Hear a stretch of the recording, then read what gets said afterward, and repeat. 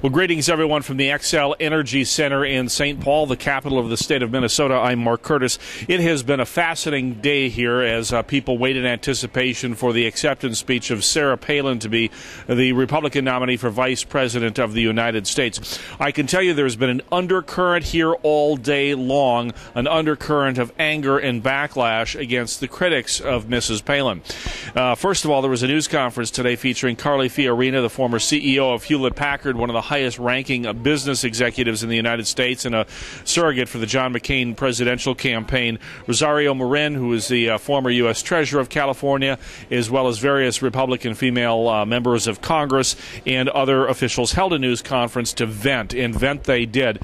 I posted some of the news conference on the blog earlier today, particularly the comments of Carly Fiorina, and unbelievable. I have had hundreds of responses, hundreds of visits to that video.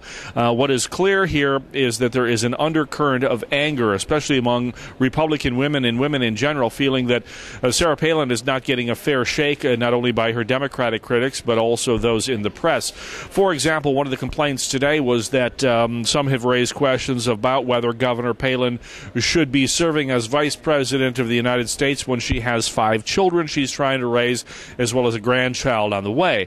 Carly Fiorina was one of those that raised the issue today and said, wait a minute, Barack Obama has 2 young children who are below 12 years old. Why isn't anybody raising the issue about whether he should stay home and raise his children instead of run for president? So you have that kind of resentment out there and anger concerning the way people perceive that Sarah Palin has been treated so far, which makes her speech to the convention tonight all the more important. It's basically her coming out address, her introduction to the American voters, and it is very critical for her to do a good job tonight, as it would for any vice presidential candidate who is not particularly well known.